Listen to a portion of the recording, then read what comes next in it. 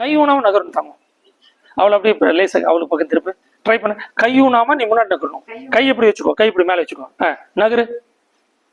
வா, கரெக்ட் தான். ட்ரை பண்ண, கரெக்ட் தான். நகரு. Correct. Very good, very good, very good. அவளுக்கு கை தட்டிடு. இந்த இடுப்பு இப்படி நகர்த்தி நகர்த்தி இது பாருங்க. அப்புறமா இப்படி ஃப்ரண்ட்ல நகரும் பார்க்கலாம். முன்னாடி நகர்ந்து வாங்க. Very good. கை இப்படி வச்சுக்கலாம். அவன் பார், சூப்பர். ஓகே. அப்படி பின்னாடி போக முடியுதான்னு பாருங்க. பின்னாடி போகிறது இன்னும் கொஞ்சம் டஃப்பாக இருக்கும் முன்னாடி வரதை விட. சூப்பர்.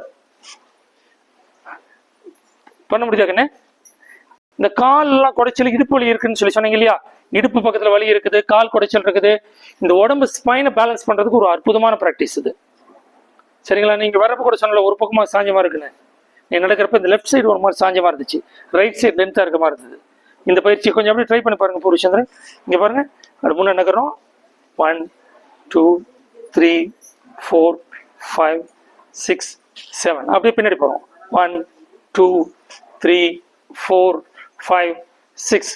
இது மாதிரி நீங்க உங்க வீட்டுல மொசைக் தரையில கூட பண்ணலாம், எங்க பண்ணாலும் உங்களால் நகர முடியும். இந்த மாதிரி பண்ணீங்கன்னா உங்களுடைய ஹிப் அண்ட் ஸ்பைன் கரெக்ஷன்ஸ் தன்னை போல் நடக்கும்.